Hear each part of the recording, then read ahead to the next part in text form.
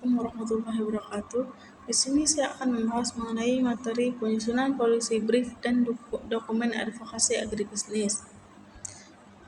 Istilah policy brief mungkin masih terdengar asing bagi mahasiswa, padahal dalam dunia pemerintahan, organisasi internasional, lembaga penelitian, perguruan tinggi, hingga organisasi masyarakat sipil, policy brief merupakan salah satu dokumen yang paling sering digunakan ketika ingin memberikan rekomendasi kebijakan kepada pemerintah. Berbeda dengan laporan penelitian yang biasanya sangat panjang dan penuh dengan penjelasan metodologi, policy brief ini justru dirancang agar mudah dibaca dalam waktu singkat oleh pembuat kebijakan yang memiliki waktu terbatas. Bayangkan seorang bupati, gubernur, menteri, atau kepala dinas yang setiap hari harus menghadiri rapat, menerima berbagai laporan, serta mengambil banyak keputusan. Sangat kecil kemungkinan mereka memiliki waktu untuk membaca laporan penelitian yang terdiri atas ratusan halaman. Oleh karena itu, mereka membutuhkan sebuah dokumen yang mampu menjelaskan inti persoalan hanya dalam beberapa halaman tanpa menghilangkan substansi dari hasil penelitian tersebut. Disinilah peran policy brief menjadi sangat penting. Secara sederhana, policy brief adalah dokumen singkat, padat, dan berbasis bukti yang berisi ringkasan suatu permasalahan, analisis penyebab, serta rekomendasi kebijakan yang dapat dilakukan oleh pengambil keputusan. Tujuan utama policy brief bukan sekedar menyampaikan informasi, tetapi memengaruhi proses pengambilan keputusan agar kebijakan yang dihasilkan lebih tepat sasaran dan didasarkan pada fakta. Dalam bidang agribisnis, policy brief memiliki peran yang sangat strategis. Sektor pertanian menghadapi berbagai persoalan yang kompleks, mulai dari fluktuasi harga komoditas, perubahan iklim, alih fungsi lahan, rendahnya produktivitas, keterbatasan akses pembiayaan, hingga lemahnya sistem pemasaran hasil pertanian. Semua persoalan tersebut memerlukan kebijakan yang tepat, namun kebijakan yang baik tidak dapat dibuat hanya berdasarkan pendapat atau asumsi. Pemerintah memerlukan data, analisis, dan rekomendasi yang disusun secara sistematis. Policy brief menjadi jembatan antara hasil penelitian dengan proses penyusunan kebijakan. Sebagai contoh, seorang mahasiswa agribisnis melakukan penelitian mengenai fluktuasi harga kakao di Kabupaten Aceh Utara. Hasil penelitiannya menunjukkan bahwa harga kakao yang tidak stabil menyebabkan pendapatan petani mengalami penurunan pada waktu-waktu tertentu. Penelitian tersebut juga menemukan bahwa salah satu penyebab utama adalah lemahnya akses informasi pasar dan panjangnya rantai pemasaran. Jika hasil penelitian tersebut hanya disimpan sebagai skripsi di perpustakaan, manfaatnya akan sangat terbatas. Namun, apabila hasil penelitian tersebut diringkas menjadi sebuah policy brief yang berisi masalah, data, analisis, dan rekomendasi kebijakan, maka dokumen tersebut dapat disampaikan kepada Dinas Pertanian atau pemerintah daerah sebagai bahan pertimbangan dalam menyusun program peningkatan kesejahteraan petani kakao. Dari contoh tersebut, kita dapat memahami bahwa policy brief merupakan media yang menghubungkan dunia akademik dengan dunia pengambilan kebijakan. Penelitian ini menghasilkan pengetahuan baru, sedangkan policy brief menerjemahkan pengetahuan tersebut menjadi rekomendasi yang dapat dipahami dan digunakan oleh para pembuat kebijakan. Adapun fungsi policy brief, setelah memahami pengertiannya, sekarang kita akan membahas fungsi policy brief. Fungsi pertama adalah menyampaikan informasi penting secara ringkas dan mudah dipahami. Dalam praktiknya, seorang pembuat kebijakan tidak memiliki waktu untuk membaca laporan penelitian yang sangat panjang. Oleh karena itu, policy brief berfungsi menyaring informasi yang paling penting sehingga inti persoalan dapat dipahami hanya dalam beberapa menit. Bahasa yang digunakan harus sederhana, komunikatif, dan tidak terlalu teknis agar mudah dipahami oleh pembaca yang berasal dari berbagai latar belakang. Fungsi kedua adalah membantu pengambil keputusan memahami suatu persoalan berdasarkan bukti. Keputusan yang baik harus didasarkan pada data. Policy brief menyajikan fakta, statistik, hasil penelitian, maupun informasi lapangan yang relevan sehingga pembuat kebijakan tidak hanya mengandalkan intuisi atau tekanan politik dalam mengambil keputusan.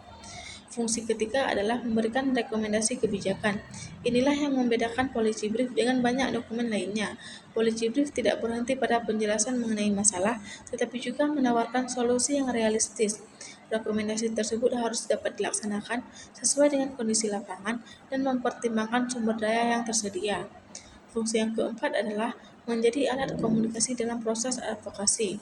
Dalam kegiatan advokasi, masyarakat seringkali memiliki banyak aspirasi, namun aspirasi tersebut akan lebih mudah diterima apabila disampaikan dalam bentuk dokumen yang tersusun secara sistematis. Policy Brief membantu mengubah aspirasi masyarakat menjadi rekomendasi kebijakan yang dapat dipertimbangkan oleh pemerintah. Dalam dunia advokasi, tujuan utama bukan hanya menyampaikan keluhan masyarakat, tetapi mendorong lahirnya perubahan kebijakan. Agar perubahan tersebut dapat terjadi, pembuat kebijakan memerlukan informasi yang akurat, ringkas, dan mudah dipahami. Policy Brief memenuhi kebutuhan tersebut karena menyajikan masalah, analisis, dan rekomendasi dalam satu dokumen yang efisien. Selain itu, Policy Brief meningkatkan kredibilitas advokasi. Ketika suatu usulan didukung oleh data yang kuat dan disusun secara sistematis, maka peluang diterimanya usulan tersebut akan lebih besar dibandingkan penyampaian aspirasi tanpa dasar yang jelas. Oleh karena itu, organisasi petani, LSM, perguruan tinggi, maupun mahasiswa sering menggunakan Policy Brief sebagai salah satu instrumen utama dalam kegiatan advokasi. Adapun perbedaan Policy Brief dengan laporan penelitian. Banyak mahasiswa masih menganggap bahwa Policy Brief sama dengan laporan penelitian, padahal keduanya memiliki tujuan yang berbeda. Laporan penelitian disusun untuk menjelaskan proses penelitian secara lengkap. Di dalamnya terdapat latar belakang, tinjauan pustaka, metodologi, hasil penelitian, pembahasan, hingga kesimpulan. Pembacanya umumnya adalah akademisi, dosen, peneliti, atau mahasiswa. Sebaliknya, Policy Brief tidak menjelaskan seluruh proses penelitian. Dokumen ini hanya mengambil informasi yang paling penting, kemudian menyusunnya dalam bentuk yang singkat dan berorientasi pada solusi. Sasaran utamanya adalah pembuat kebijakan, praktisi, media, organisasi masyarakat, dan pihak lain yang membutuhkan rekomendasi kebijakan secara cepat. Misalkan seorang mahasiswa menemukan bahwa produktivitas padi di suatu daerah terus menurun akibat rusaknya saluran irigasi. Hasil penelitiannya mencapai 180 halaman dan memuat berbagai analisis teknis.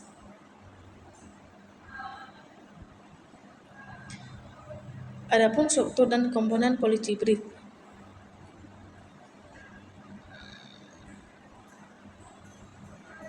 Perlu dipahami bahwa Policy Brief berbeda dengan makalah, skripsi, maupun laporan penelitian. Policy Brief tidak disusun untuk menjelaskan seluruh proses penelitian, melainkan hanya menyampaikan inti persoalan dan solusi yang dapat segera dipertimbangkan oleh pembuat kebijakan. Oleh karena itu, setiap bagian dalam Policy Brief harus memiliki fungsi yang jelas. Setiap kalimat harus memberikan informasi yang penting dan relevan. Tidak boleh ada bagian yang terlalu panjang atau bertele-tele, karena tujuan utama Policy Brief adalah memudahkan pembaca memahami masalah dalam waktu yang singkat. Secara umum, sebuah Policy Brief terdiri atas beberapa komponen utama, yaitu judul, ringkasan eksekutif, latar belakang masalah, analisis situasi, pilihan kebijakan, rekomendasi kebijakan, dan penutup. Meskipun setiap lembaga memiliki format yang sedikit berbeda, komponen-komponen tersebut hampir selalu terdapat dalam Policy Brief karena dianggap mampu memberikan gambaran yang utuh mengenai suatu persoalan. Yang pertama yaitu judul. Judul merupakan bagian pertama yang akan dibaca oleh pembuat kebijakan. Oleh karena itu, judul harus mampu menjelaskan isi dokumen secara singkat, jelas, dan menarik perhatian. Judul yang baik tidak terlalu panjang, tetapi juga tidak terlalu umum.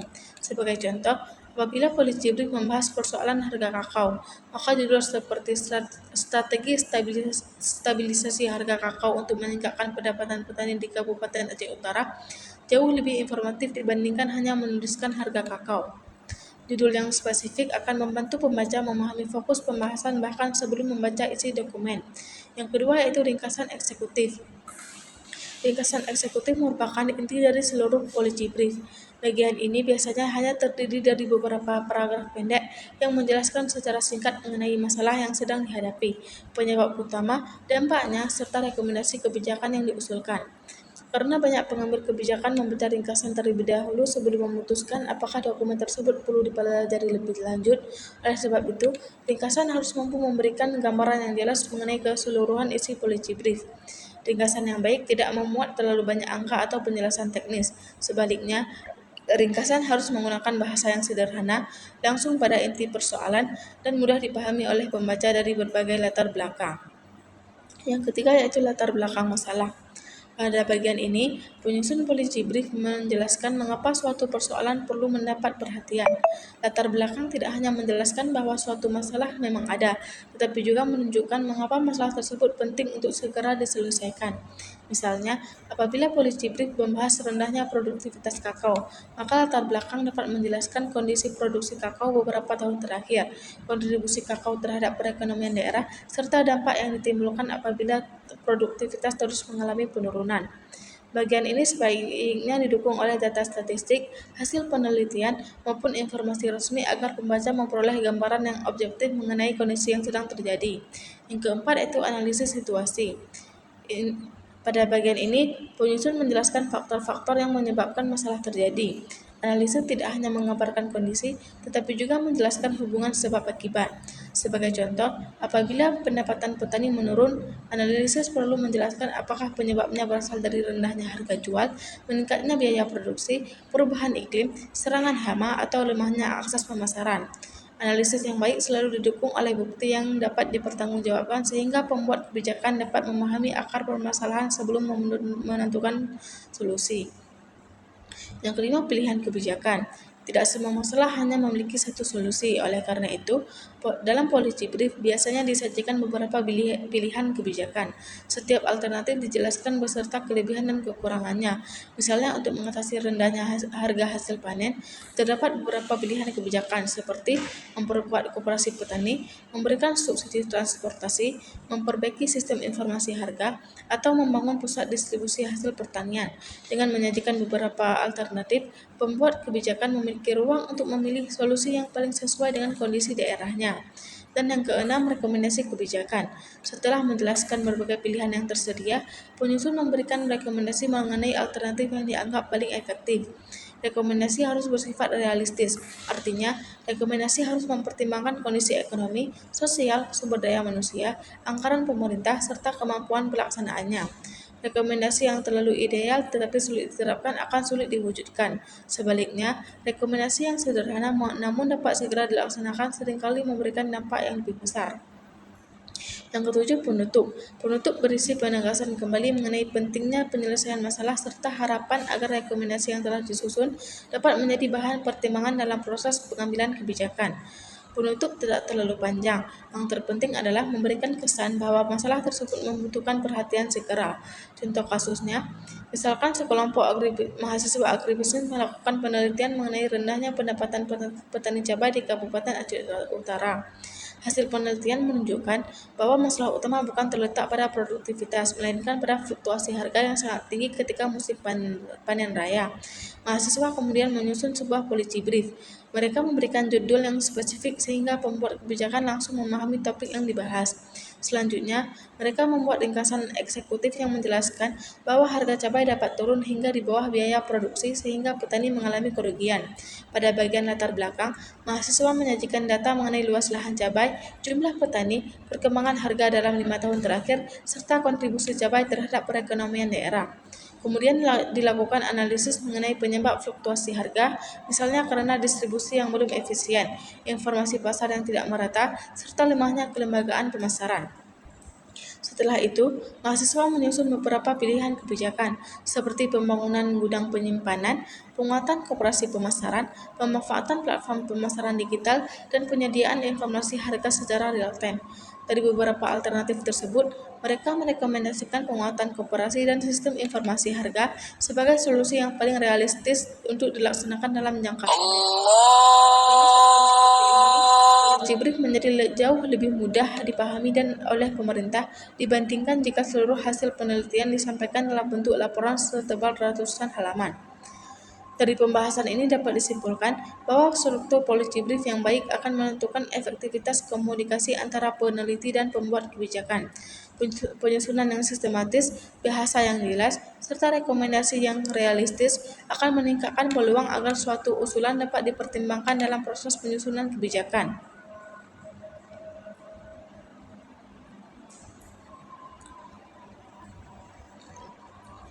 Adapun mengapa policy brief itu penting? Jawaban dari pertanyaan tersebut adalah berkaitan erat dengan cara kerja para pembuat kebijakan. Dalam kehidupan sehari-hari, seorang kepala dinas, bupati, gubernur, menteri, ataupun pimpinan lembaga pemerintah harus mengambil banyak keputusan dalam waktu yang relatif singkat. Mereka menghadiri rapat, menerima tamu, melakukan koordinasi lintas instansi, menyusun program kerja, mengevaluasi kegiatan, hingga menghadapi berbagai persoalan masyarakat yang datang setiap hari. Akibatnya, waktu yang mereka memiliki untuk membaca dokumen menjadi sangat terbatas. Di sisi lain, para peneliti seringkali menghasilkan laporan penelitian yang sangat panjang. Sebuah skripsi mahasiswa dapat mencapai 150 hingga 250 halaman. Tesis bisa mencapai lebih dari 300 halaman, bahkan laporan penelitian lembaga tertentu dapat terdiri dari ratusan halaman dengan tabel, grafik, metodologi, dan pembahasan yang sangat rinci. Seluruh informasi tersebut tentu sangat penting bagi dunia akademik, tapi belum tentu praktis bagi pembuat kebijakan yang harus segera mengambil keputusan. Disinilah Policy Brief memiliki peranan yang sangat penting.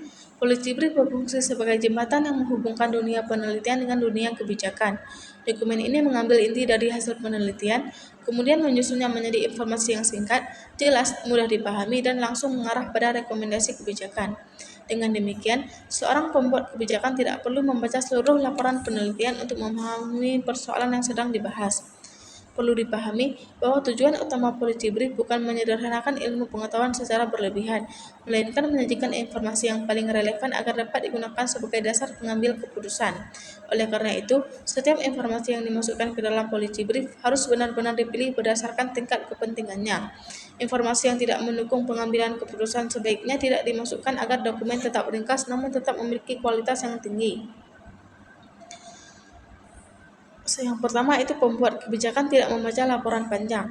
Alasan pertama mengapa Policy Brief sangat penting adalah karena pembuat kebijakan memiliki keterbatasan waktu untuk membaca dokumen yang sangat panjang.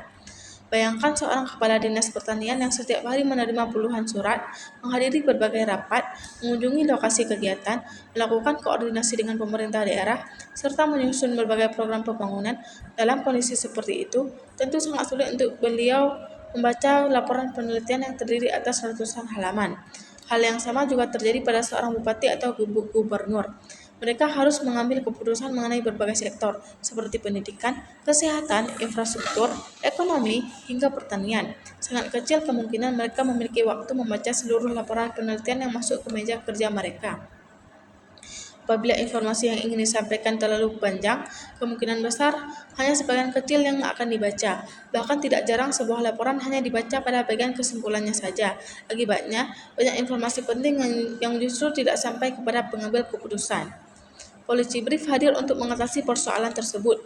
Melalui Policy Brief, seluruh informasi penting diringkas menjadi beberapa halaman tanpa menghilangkan substansi utama. Dengan demikian, pembuat kebijakan dapat memahami persoalan hanya dalam waktu beberapa menit. Sebagai mahasiswa agribisnis, kita juga dapat mengambil pelajaran dari kondisi ini. Ketika suatu saat nanti hasil penelitian kita ingin dimanfaatkan oleh pemerintah, jangan hanya berpikir bagaimana membuat penelitian yang baik, tetapi juga pikirkan bagaimana hasil penelitian tersebut dapat dipahami dan digunakan oleh para pengambil keputusan. Yang kedua, informasi harus ringkas. Alasan kedua adalah karena informasi yang ringkas jauh lebih efektif dibandingkan informasi yang terlalu panjang. Ringkas bukan berarti informasi tersebut tidak lengkap. Ringkas berarti hanya informasi yang benar-benar penting yang disampaikan kepada pembaca. Dalam penyusunan Policy Brief, setiap kalimat harus memiliki tujuan yang jelas. Tidak ada paragraf yang hanya berfungsi memperpanjang pembahasan. Semua isi dokumen diarahkan untuk menjawab 3 pertanyaan utama, yaitu apa masalahnya, mengapa masalah tersebut penting, dan apa solusi yang dapat dilakukan. Apabila ketiga pertanyaan tersebut dapat dijawab dengan jelas, maka Policy Brief telah menjalankan fungsinya dengan baik. Misalnya, terdapat penelitian mengenai pemasaran kakao yang menghasilkan puluhan tabel statistik. Dalam laporan penelitian, seluruh tabel tersebut perlu ditampilkan sebagai bagian dari analisis ilmiah. Namun dalam Policy Brief, cukup ditampilkan beberapa data yang benar-benar mendukung rekomendasi kebijakan. Dengan cara tersebut, pembaca memperoleh informasi yang padat tanpa harus membaca seluruh hasil penelitian. Ringkas juga berarti menggunakan bahasa yang sederhana, hindari istilah teknis yang sulit dipahami apabila istilah tersebut dapat diganti dengan bahasa yang lebih mudah dimengerti. Tujuan policy brief bukan menunjukkan kemampuan akademik penulis, melainkan membantu pembaca memahami masalah dan solusi secara cepat. Yang ketiga yaitu berbasis data. Karakteristik berikutnya adalah berbasis data dan bukti. Salah satu kesalahan yang sering terjadi dalam penyusunan usulan kebijakan adalah terlalu banyak menggunakan opini tanpa didukung oleh fakta. Dalam dunia akademik maupun pemerintahan, keputusan yang baik harus dibangun di atas data yang dapat dipertanggungjawabkan. Oleh karena itu, seluruh rekomendasi dalam policy brief harus memiliki dasar yang kuat. Data tersebut dapat berasal dari hasil penelitian, survei lapangan, data statistik resmi, wawancara, observasi, maupun dokumen pemerintah. Misalnya kita ingin mengusulkan pembangunan irigasi. Usulan tersebut akan jauh lebih kuat apabila disertai data mengenai jumlah petani yang terdampak, luas lahan yang mengalami kekeringan, penurunan produksi, kerugian ekonomi, serta dampaknya terhadap ketahanan pangan daerah. Dengan adanya data tersebut, pembuat kebijakan dapat memahami bahwa rekomendasi yang diberikan bukan hanya berdasarkan pendapat pribadi, melainkan berdasarkan kondisi nyata di lapangan. Namun demikian, data yang digunakan juga harus memenuhi prinsip kualitas, yaitu akurat, terbaru, relevan, dan berasal dari sumber yang dapat dipercaya. Yang keempat, mudah dipahami.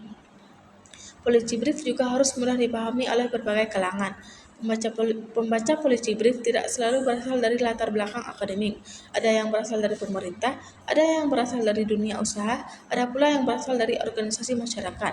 Karena itu, bahasa yang digunakan harus komunikatif. Selain bahasa, tampilan visual juga berpengaruh terhadap kemudahan membaca. Grafik, tabel sederhana, infografis, dan poin-poin penting sering digunakan untuk membantu pembaca memahami informasi dengan lebih cepat. Policy brief yang menarik secara visual biasanya lebih mudah dipelajari dibandingkan dokumen yang hanya berisi paragraf panjang tanpa adanya penekanan informasi penting. Kemudahan memahami isi policy brief akan meningkatkan peluang bahwa rekomendasi yang diberikan benar-benar dipertimbangkan oleh pembuat kebijakan. Yang kelima, fokus pada solusi. Jadi terakhir yang sangat penting adalah policy brief selalu berorientasi pada solusi. Seringkali sebuah penelitian berhenti pada penjelasan mengenai masalah. Padahal pembuat kebijakan tidak hanya membutuhkan informasi mengenai apa yang salah, tetapi juga membutuhkan alternatif penyelesaiannya. Policy brief harus mampu menjawab pertanyaan, apa yang sebaiknya dilakukan. Misalnya ditemukan bahwa harga gabah terus mengalami penurunan. Policy brief tidak cukup hanya menjelaskan penyebab penurunan harga. Dokumen tersebut juga harus memberikan rekomendasi seperti memperkuat koperasi petani, meningkatkan akses informasi harga, memperbaiki distribusi hasil panen, menyediakan fasilitas penyimpanan, serta atau mengembangkan pemasaran digital. Dengan demikian, policy brief tidak hanya menggambarkan persoalan, tetapi juga menjadi panduan bagi pembuat kebijakan dalam menentukan tindakan yang perlu dilakukan. Contoh kasusnya, misalkan Dinas Pertanian Kabupaten Aceh Utara menerima 2 dokumen mengenai masalah rendahnya produktivitas kakao. Dokumen pertama berupa laporan penelitian setebal 220 halaman yang menjelaskan teori, metodologi, hasil analisis statistik, serta pembahasan secara rinci. Dokumen kedua berupa policy brief sepanjang 4 halaman yang memuat ringkasan masalah, data utama, penyebab penurunan produktivitas, dampaknya terhadap pendapatan petani, serta 3 rekomendasi kebijakan yang realistis. Dalam situasi ketika kepala dinas hanya memiliki waktu sekitar 15 menit sebelum rapat, dokumen manakah yang kemungkinan besar akan dibaca terlebih dahulu? Tentu jawabannya adalah policy brief. Bukan karena laporan penelitian tidak penting, tetapi karena policy brief menyajikan informasi yang paling dibutuhkan untuk mendukung proses pengambilan keputusan secara cepat. Setelah memahami isi policy brief, apabila diperlukan penjelasan lebih rinci, barulah pembuat kebijakan dapat membuka laporan penelitian sebagai dokumen pendukung. Dari pembahasan ini dapat disimpulkan bahwa policy brief menjadi sangat penting karena mampu menjembatani hasil penelitian dengan proses pengambilan kebijakan. Dokumen ini disusun secara ringkas, berbasis data, mudah dipahami, dan berfokus pada solusi sehingga sangat efektif digunakan sebagai alat advokasi kebijakan.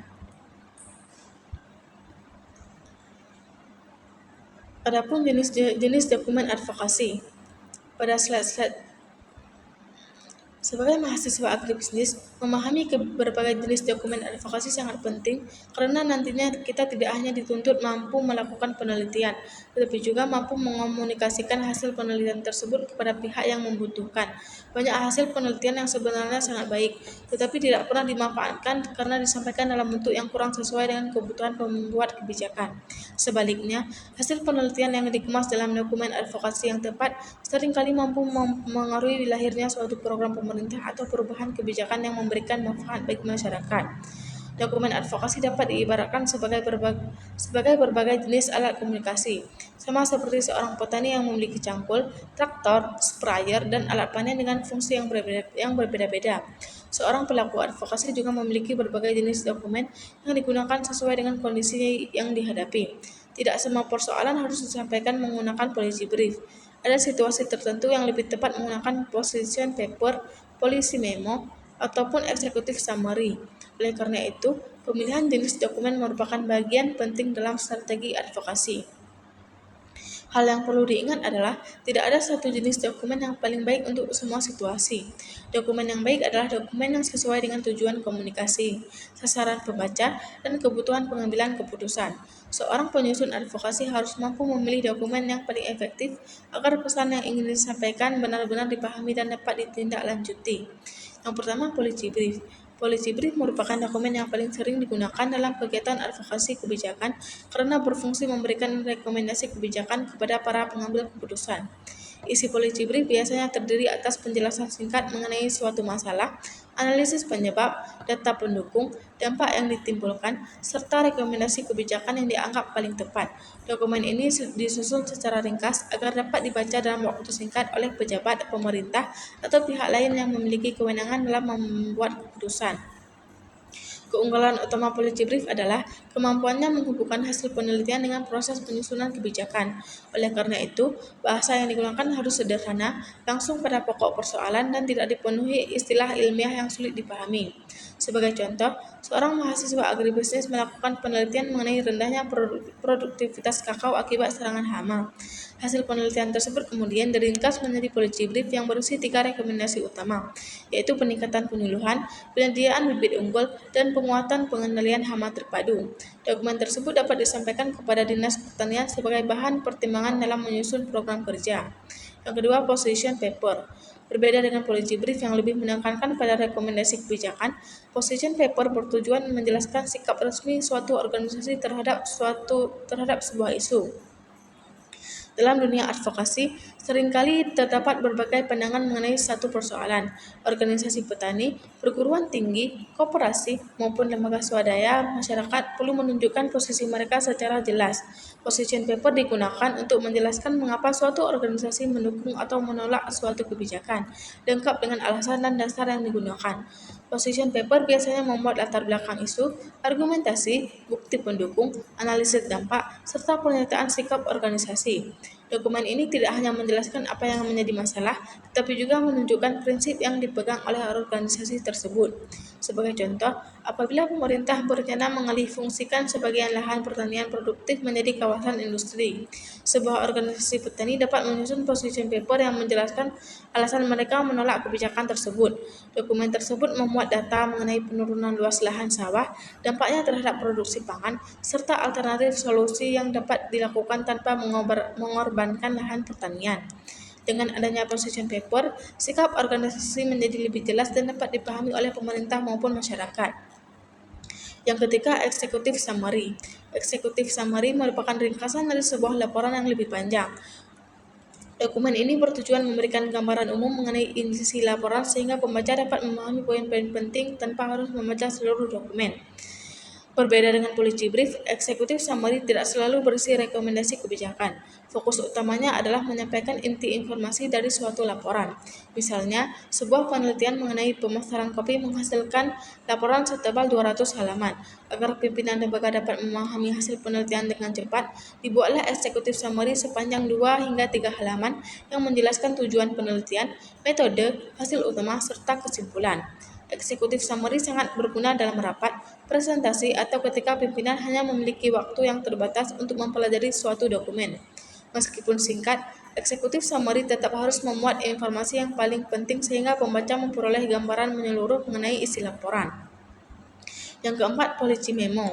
Policy memo merupakan dokumen yang lebih singkat dibandingkan policy brief. Tujuan utamanya adalah memberikan masukan singkat kepada pengambil keputusan mengenai suatu persoalan tertentu. Policy memo biasanya digunakan dalam lingkungan pemerintahan atau organisasi ketika dibutuhkan keputusan yang cepat.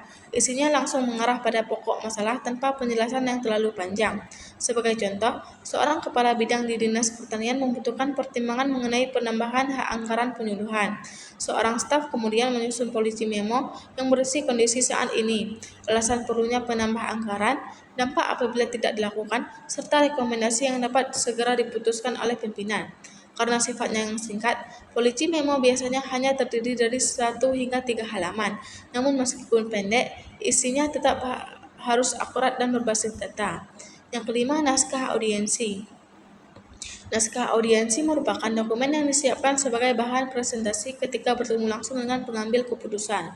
Dalam kegiatan advokasi, seringkali organisasi masyarakat atau kelompok tani memperoleh kesempatan untuk melakukan audiensi dengan pemerintah. Pertemuan tersebut biasanya memiliki waktu yang sangat terbatas, sehingga seluruh informasi harus disampaikan secara efektif. Naskah audiensi berisi poin-poin penting yang akan dipresentasikan, data utama, permasalahan yang dihadapi, usulan solusi, serta harapan yang ingin dicapai. Dokumen ini membantu penyaji agar penyampaian materi lebih sistematis dan tidak keluar dari tujuan utama pertemuan. Sebagai contoh, kelompok petani kakao melakukan audiensi dengan bupati untuk membahas rendahnya harga kakao.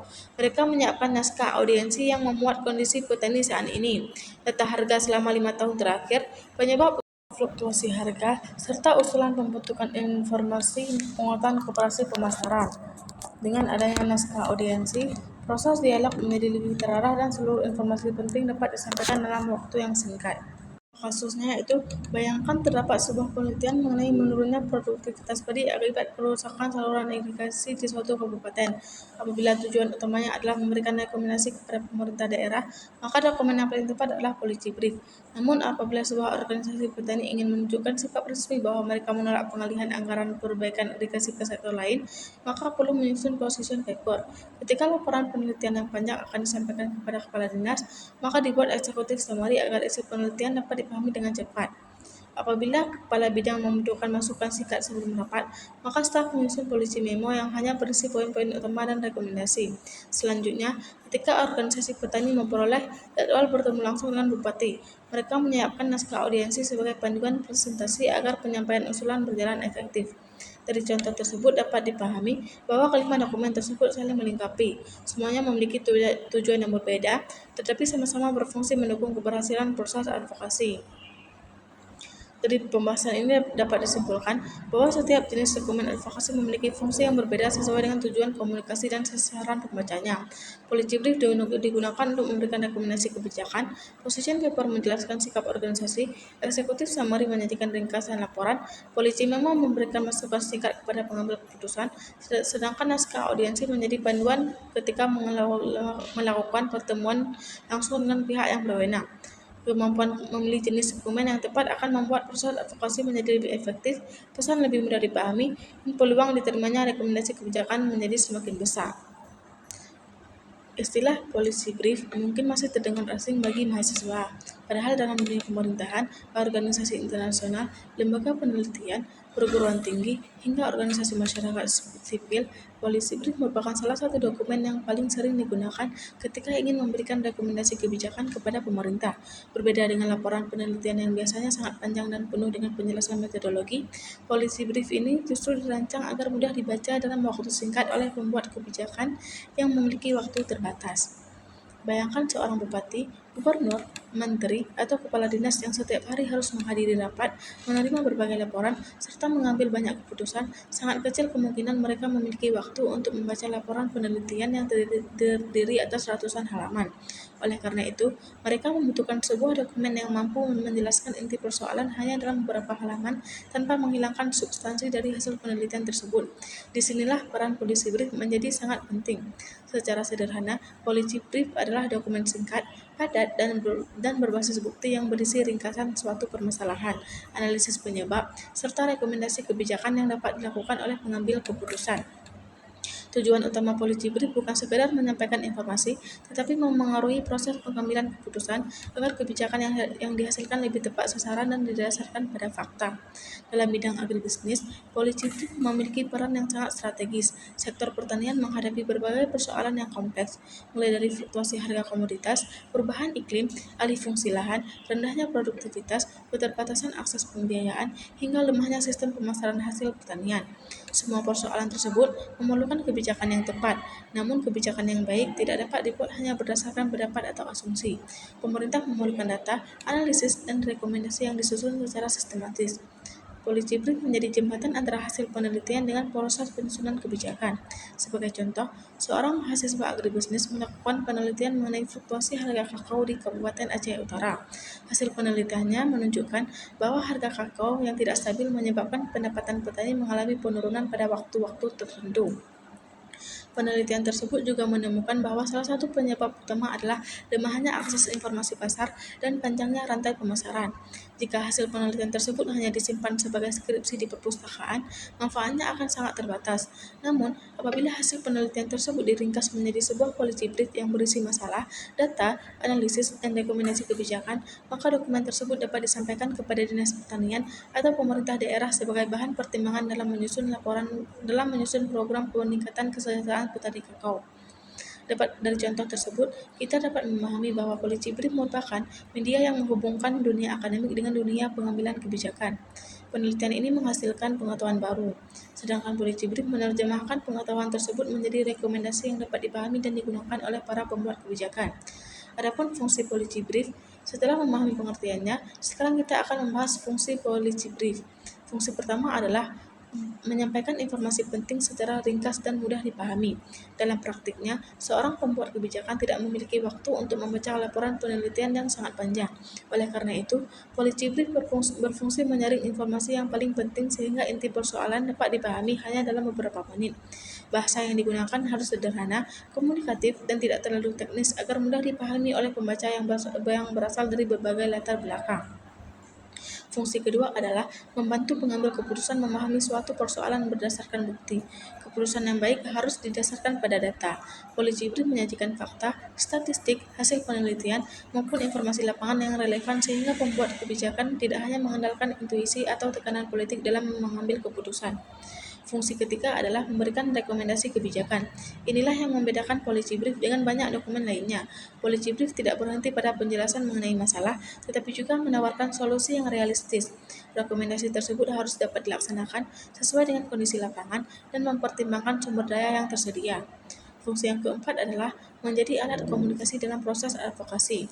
Dalam kegiatan advokasi, masyarakat seringkali memiliki banyak aspirasi, namun aspirasi tersebut akan lebih mudah diterima apabila disampaikan dalam bentuk dokumen yang tersusun secara sistematis. Polisi Brief membantu mengubah aspirasi masyarakat menjadi rekomendasi kebijakan yang dapat dipertimbangkan oleh pemerintah. Dalam dunia advokasi, tujuan utama bukan hanya menyampaikan keluhan masyarakat, tetapi mendorong lahirnya perubahan kebijakan. Agar perubahan tersebut dapat terjadi, pembuat kebijakan memerlukan informasi yang akurat, ringkas, dan mudah dipahami. Polisi Brief memenuhi kebutuhan tersebut karena menyajikan masalah, analisis, dan rekomendasi dalam satu dokumen yang efisien. Selain itu, Polisi Brief meningkatkan kredibilitas advokasi. Ketika suatu usulan didukung oleh data yang kuat dan disusun secara sistematis, maka peluang diterimanya usulan tersebut akan lebih besar dibandingkan penyampaian aspirasi tanpa dasar yang jelas. Oleh karena itu, organisasi petani, LSM, perguruan tinggi, maupun mahasiswa sering menggunakan Polisi Brief sebagai salah satu instrumen utama dalam kegiatan advokasi. Adapun perbedaan Polisi Brief dengan laporan penelitian. Banyak mahasiswa masih menganggap bahwa Polisi Brief sama dengan laporan penelitian, padahal keduanya memiliki tujuan yang berbeda. Laporan penelitian disusun untuk menjelaskan proses penelitian secara lengkap. Di dalamnya terdapat latar belakang, tinjauan pustaka, metodologi, hasil penelitian, pembahasan, hingga kesimpulan. Pembacanya umumnya adalah akademisi, dosen, peneliti, atau mahasiswa. Sebaliknya, Polisi Brief tidak menjelaskan seluruh proses penelitian. Dokumen ini hanya mengambil informasi yang paling penting, kemudian menyusunnya dalam bentuk yang singkat dan berorientasi pada solusi. Sasaran utamanya adalah pembuat kebijakan, praktisi, media, organisasi masyarakat, dan pihak lain yang membutuhkan rekomendasi kebijakan secara cepat. Contoh kasusnya, misalkan seorang mahasiswa menemukan bahwa produktivitas padi di suatu daerah terus menurun akibat rusaknya saluran irigasi. Hasil penelitiannya mencapai 180 halaman dan memuat berbagai analisis teknis. Adapun struktur dan komponen polygibrif.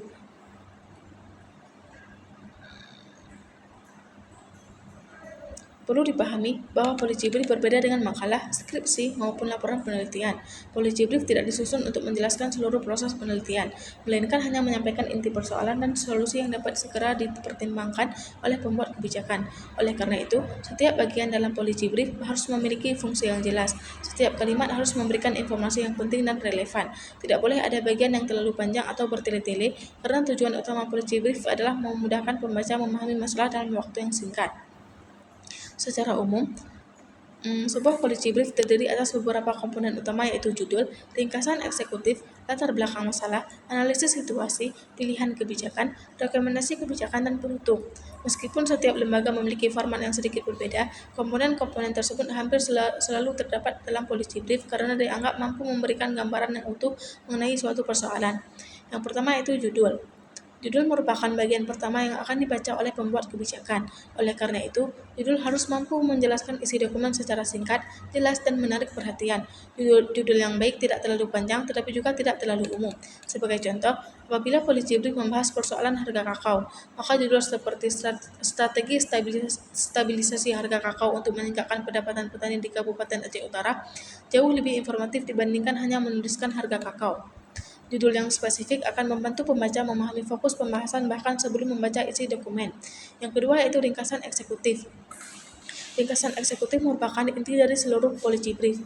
Bagian ini biasanya hanya terdiri dari beberapa paragraf pendek yang menjelaskan secara singkat mengenai masalah yang sedang dihadapi, penyebab utama, dampaknya, serta rekomendasi kebijakan yang diusulkan. Karena banyak pengambil kebijakan membaca ringkasan terlebih dahulu sebelum memutuskan apakah dokumen tersebut perlu dipelajari lebih lanjut. Oleh sebab itu, ringkasan harus mampu memberikan gambaran yang jelas mengenai keseluruhan isi polygibrif. Ringkasan yang baik tidak memuat terlalu banyak angka atau penjelasan teknis. Sebaliknya, ringkasan harus menggunakan bahasa yang sederhana, langsung pada inti persoalan, dan mudah dipahami oleh pembaca dari berbagai latar belakang. Yang ketiga yaitu latar belakang masalah. Pada bagian ini, penyusun polygibrif menjelaskan mengapa suatu persoalan perlu mendapat perhatian. Latar belakang tidak hanya menjelaskan bahwa suatu masalah memang ada, tetapi juga menunjukkan mengapa masalah tersebut penting untuk segera diselesaikan. Misalnya, apabila polygibrif membahas rendahnya produktivitas kakao, maka latar belakang dapat menjelaskan kondisi produksi kakao beberapa tahun terakhir, kontribusi kakao terhadap perekonomian daerah, serta dampak yang ditimbulkan apabila produktivitas terus mengalami penurunan. Bagian ini sebaiknya didukung oleh data statistik, hasil penelitian, maupun informasi resmi agar pembaca memperoleh gambaran yang objektif mengenai kondisi yang sedang terjadi. Yang keempat yaitu analisis situasi. Pada bagian ini, penyusun menjelaskan faktor-faktor yang menyebabkan masalah terjadi. Analisis tidak hanya mengabarkan kondisi, tetapi juga menjelaskan hubungan sebab akibat. Sebagai contoh, apabila pendapatan petani menurun, analisis perlu menjelaskan apakah penyebabnya berasal dari rendahnya harga jual, meningkatnya biaya produksi, perubahan iklim, serangan hama, atau lemahnya akses pemasaran. Analisis yang baik selalu didukung oleh bukti yang dapat dipertanggungjawabkan sehingga pembuat kebijakan dapat memahami akar permasalahan sebelum menentukan solusi. Yang kelima, pilihan kebijakan. Tidak semua masalah hanya memiliki satu solusi. Oleh karena itu, dalam polygibrif biasanya disajikan beberapa pilihan kebijakan. Setiap alternatif dijelaskan beserta kelebihan dan kekurangannya.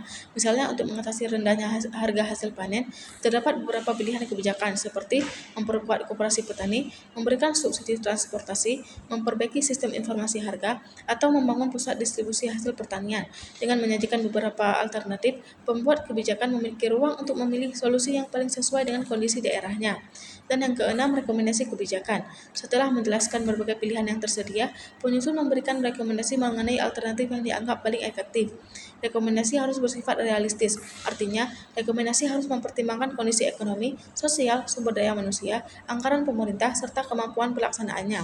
Rekomendasi yang terlalu ideal tetapi sulit diterapkan akan sulit diwujudkan. Sebaliknya, rekomendasi yang sederhana namun dapat segera dilaksanakan seringkali memberikan dampak yang lebih besar. Yang ketujuh, penutup. Penutup berisi penegasan kembali mengenai pentingnya penyelesaian masalah serta harapan agar rekomendasi yang telah disusun dapat menjadi bahan pertimbangan dalam proses pengambilan kebijakan. Penutup tidak terlalu panjang. Yang terpenting adalah memberikan kesan bahwa masalah tersebut membutuhkan perhatian segera. Contoh kasusnya, misalkan sekelompok mahasiswa agribisnis melakukan penelitian mengenai rendahnya pendapatan petani cabai di Kabupaten Aceh Utara.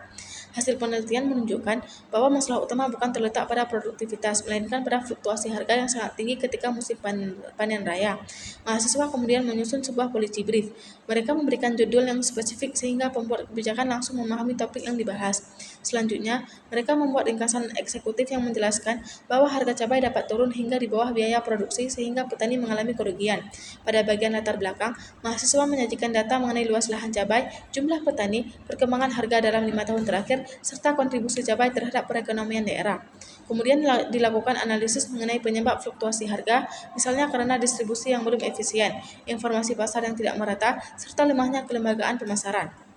Setelah itu, mahasiswa menyusun beberapa pilihan kebijakan, seperti pembangunan gudang penyimpanan, penguatan koperasi pemasaran, pemanfaatan platform pemasaran digital, dan penyediaan informasi harga secara real-time. Dari beberapa alternatif tersebut, mereka merekomendasikan penguatan koperasi dan sistem informasi harga sebagai solusi yang paling realistis untuk dilaksanakan dalam jangka pendek. Brief menjadi jauh lebih mudah dipahami dan oleh pemerintah dibandingkan jika seluruh hasil penelitian disampaikan dalam bentuk laporan setebal ratusan halaman. Dari pembahasan ini dapat disimpulkan bahwa struktur policy brief yang baik akan menentukan efektivitas komunikasi antara peneliti dan pembuat kebijakan. Penyusunan yang sistematis, bahasa yang jelas, serta rekomendasi yang realistis akan meningkatkan peluang agar suatu usulan dapat dipertimbangkan dalam proses penyusunan kebijakan.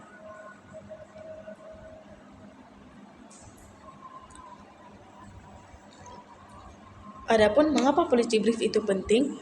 Jawaban dari pertanyaan tersebut adalah berkaitan erat dengan cara kerja para pembuat kebijakan. Dalam kehidupan sehari-hari, seorang kepala dinas, bupati, gubernur, menteri, ataupun pimpinan lembaga pemerintah harus mengambil banyak keputusan dalam waktu yang relatif singkat. Mereka menghadiri rapat, menerima tamu, melakukan koordinasi lintas instansi, menyusun program kerja, mengevaluasi kegiatan, hingga menghadapi berbagai persoalan masyarakat yang datang setiap hari. Akibatnya, waktu yang mereka memiliki untuk membaca dokumen menjadi sangat terbatas. Di sisi lain, para peneliti seringkali menghasilkan laporan penelitian yang sangat panjang. Sebuah skripsi mahasiswa dapat mencapai 150 hingga 250 halaman.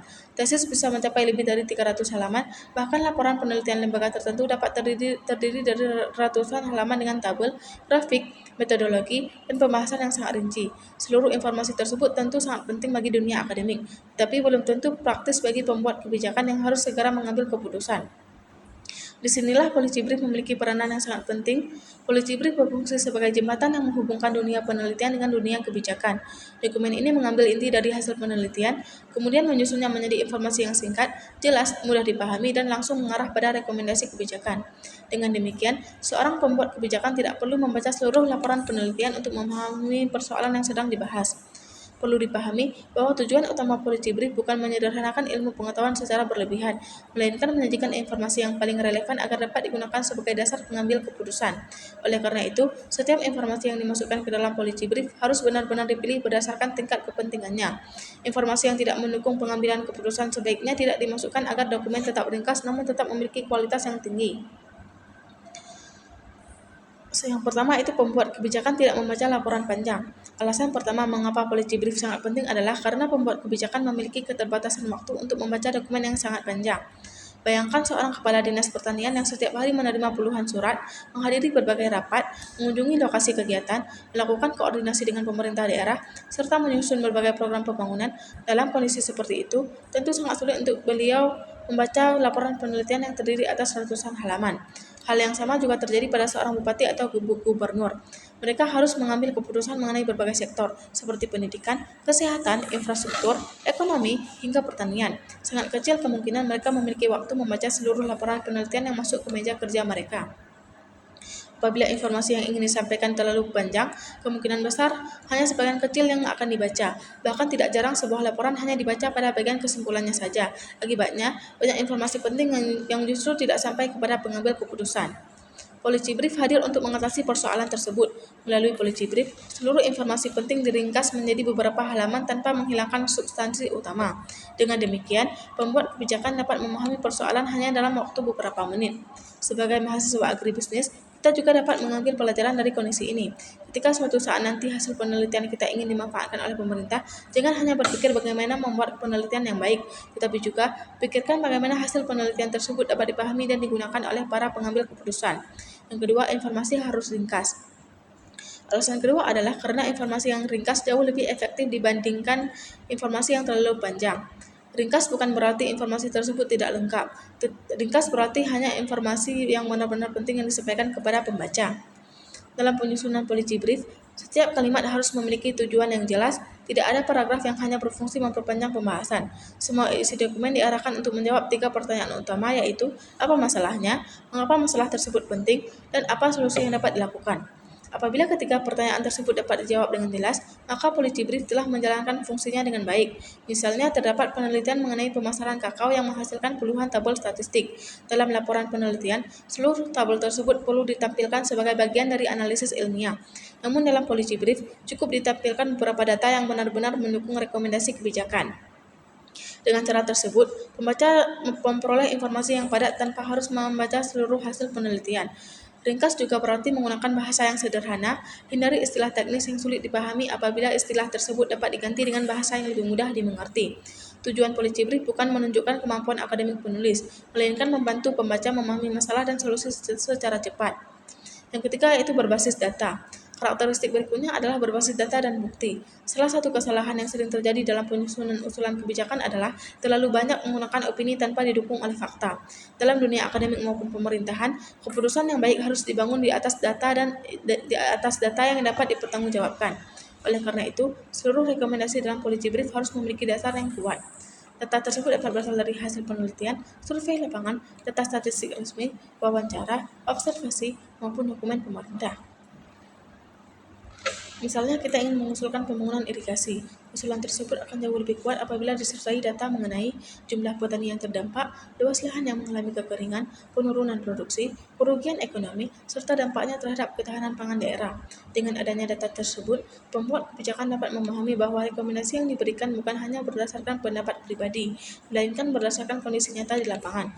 Namun demikian, data yang digunakan juga harus memenuhi prinsip kualitas, yaitu akurat, terbaru, relevan, dan berasal dari sumber yang dapat dipercaya.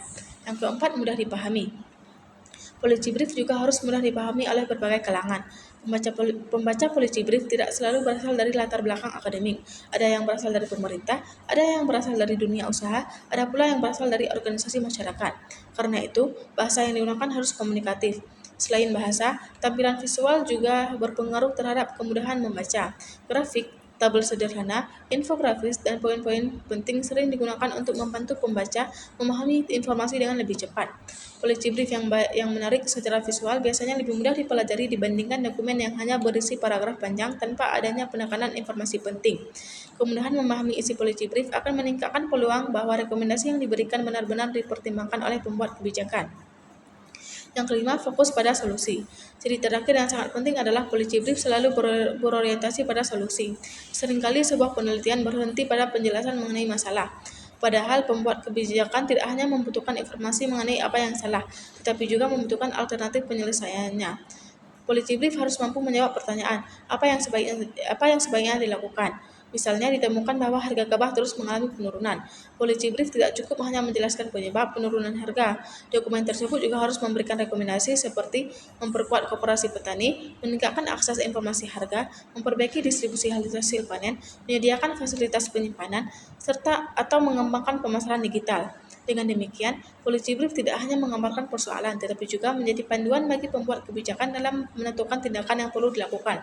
Contoh kasusnya, misalkan Dinas Pertanian Kabupaten Aceh Utara menerima 2 dokumen mengenai masalah rendahnya produktivitas kakao.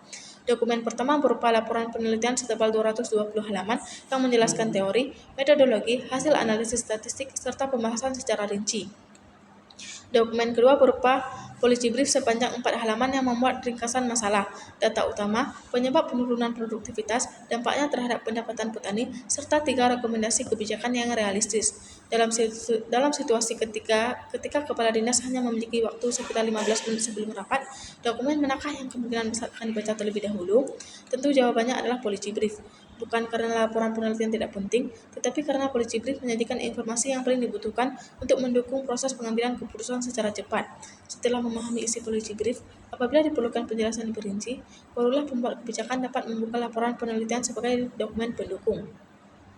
Dari pembahasan ini dapat disimpulkan bahwa polisi brief menjadi sangat penting karena mampu menjembatani hasil penelitian dengan proses pengambilan kebijakan. Dokumen ini disusun secara ringkas, berbasis data, mudah dipahami, dan berfokus pada solusi sehingga sangat efektif digunakan sebagai alat advokasi kebijakan. Adapun jenis dokumen advokasi. Pada slide-slide Sebagai mahasiswa agribisnis, memahami berbagai jenis dokumen advokasi sangat penting karena nantinya kita tidak hanya dituntut mampu melakukan penelitian, tetapi juga mampu mengomunikasikan hasil penelitian tersebut kepada pihak yang membutuhkan. Banyak hasil penelitian yang sebenarnya sangat baik, tetapi tidak pernah dimanfaatkan karena disampaikan dalam bentuk yang kurang sesuai dengan kebutuhan pembuat kebijakan. Sebaliknya, hasil penelitian yang dikemas dalam dokumen advokasi yang tepat seringkali mampu mengaruhi lahirnya suatu program pemerintah atau perubahan kebijakan yang memberikan manfaat bagi masyarakat. Dokumen advokasi dapat diibaratkan sebagai berbagai jenis alat komunikasi, sama seperti seorang petani yang memiliki cangkul, traktor, sprayer, dan alat panen dengan fungsi yang berbeda-beda. Seorang pelaku advokasi juga memiliki berbagai jenis dokumen yang digunakan sesuai dengan kondisi yang dihadapi. Tidak semua persoalan harus disampaikan menggunakan polisi brief. Ada situasi tertentu yang lebih tepat menggunakan position paper, policy memo, ataupun executive summary. Oleh karena itu, pemilihan jenis dokumen merupakan bagian penting dalam strategi advokasi. Hal yang perlu diingat adalah tidak ada satu jenis dokumen yang paling baik untuk semua situasi. Dokumen yang baik adalah dokumen yang sesuai dengan tujuan komunikasi, sasaran pembaca, dan kebutuhan pengambilan keputusan. Seorang penyusun advokasi harus mampu memilih dokumen yang paling efektif agar pesan yang ingin disampaikan benar-benar dipahami dan dapat ditindaklanjuti. Yang pertama, policy brief. Policy brief merupakan dokumen yang paling sering digunakan dalam kegiatan advokasi kebijakan karena berfungsi memberikan rekomendasi kebijakan kepada para pengambil keputusan. Isi policy brief biasanya terdiri atas penjelasan singkat mengenai suatu masalah, analisis penyebab, data pendukung, dampak yang ditimbulkan, serta rekomendasi kebijakan yang dianggap paling tepat. Dokumen ini disusun secara ringkas agar dapat dibaca dalam waktu singkat oleh pejabat pemerintah atau pihak lain yang memiliki kewenangan dalam membuat keputusan. Keunggulan utama policy brief adalah kemampuannya menghubungkan hasil penelitian dengan proses penyusunan kebijakan. Oleh karena itu, bahasa yang digunakan harus sederhana, langsung pada pokok persoalan, dan tidak dipenuhi istilah ilmiah yang sulit dipahami. Sebagai contoh, seorang mahasiswa agribisnis melakukan penelitian mengenai rendahnya produktivitas kakao akibat serangan hama.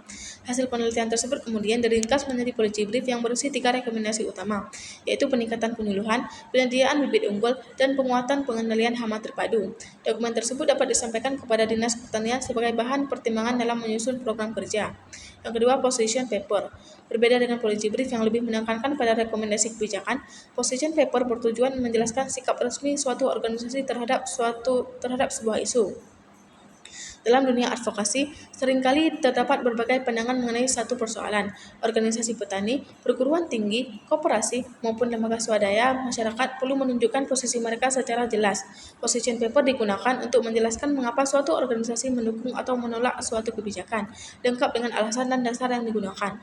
Position paper biasanya memuat latar belakang isu, argumentasi, bukti pendukung, analisis dampak, serta pernyataan sikap organisasi. Dokumen ini tidak hanya menjelaskan apa yang menjadi masalah, tetapi juga menunjukkan prinsip yang dipegang oleh organisasi tersebut. Sebagai contoh, apabila pemerintah berencana mengalihfungsikan sebagian lahan pertanian produktif menjadi kawasan industri, sebuah organisasi petani dapat menyusun position paper yang menjelaskan alasan mereka menolak kebijakan tersebut. Dokumen tersebut memuat data mengenai penurunan luas lahan sawah, dampaknya terhadap produksi pangan, serta alternatif solusi yang dapat dilakukan tanpa mengorbankan lahan pertanian. Dengan adanya position paper, sikap organisasi menjadi lebih jelas dan dapat dipahami oleh pemerintah maupun masyarakat. Yang ketiga, executive summary. Executive summary merupakan ringkasan dari sebuah laporan yang lebih panjang. Dokumen ini bertujuan memberikan gambaran umum mengenai isi laporan sehingga pembaca dapat memahami poin-poin penting tanpa harus membaca seluruh dokumen. Berbeda dengan policy brief, executive summary tidak selalu berisi rekomendasi kebijakan. Fokus utamanya adalah menyampaikan inti informasi dari suatu laporan. Misalnya, sebuah penelitian mengenai pemasaran kopi menghasilkan laporan setebal 200 halaman. Agar pimpinan lembaga dapat memahami hasil penelitian dengan cepat, dibuatlah executive summary sepanjang 2 hingga 3 halaman yang menjelaskan tujuan penelitian, metode, hasil utama, serta kesimpulan. Eksekutif summary sangat berguna dalam rapat, presentasi, atau ketika pimpinan hanya memiliki waktu yang terbatas untuk mempelajari suatu dokumen. Meskipun singkat, eksekutif summary tetap harus memuat informasi yang paling penting sehingga pembaca memperoleh gambaran menyeluruh mengenai isi laporan. Yang keempat, policy memo. Policy memo merupakan dokumen yang lebih singkat dibandingkan policy brief. Tujuan utamanya adalah memberikan masukan singkat kepada pengambil keputusan mengenai suatu persoalan tertentu. Policy memo biasanya digunakan dalam lingkungan pemerintahan atau organisasi ketika dibutuhkan keputusan yang cepat. Isinya langsung mengarah pada pokok masalah tanpa penjelasan yang terlalu panjang. Sebagai contoh, seorang kepala bidang di Dinas Pertanian membutuhkan pertimbangan mengenai penambahan hak anggaran penyuluhan. Seorang staf kemudian menyusun policy memo yang berisi kondisi saat ini, alasan perlunya penambah anggaran, dampak apabila tidak dilakukan, serta rekomendasi yang dapat segera diputuskan oleh pimpinan. Karena sifatnya yang singkat, policy memo biasanya hanya terdiri dari 1 hingga 3 halaman. Namun meskipun pendek, isinya tetap harus akurat dan berbasis data. Yang kelima, naskah audiensi. Naskah audiensi merupakan dokumen yang disiapkan sebagai bahan presentasi ketika bertemu langsung dengan pengambil keputusan. Dalam kegiatan advokasi, seringkali organisasi masyarakat atau kelompok tani memperoleh kesempatan untuk melakukan audiensi dengan pemerintah. Pertemuan tersebut biasanya memiliki waktu yang sangat terbatas sehingga seluruh informasi harus disampaikan secara efektif. Naskah audiensi berisi poin-poin penting yang akan dipresentasikan, data utama, permasalahan yang dihadapi, usulan solusi, serta harapan yang ingin dicapai. Dokumen ini membantu penyaji agar penyampaian materi lebih sistematis dan tidak keluar dari tujuan utama pertemuan. Sebagai contoh, kelompok petani kakao melakukan audiensi dengan bupati untuk membahas rendahnya harga kakao. Mereka menyiapkan naskah audiensi yang memuat kondisi petani saat ini, data harga selama 5 tahun terakhir, penyebab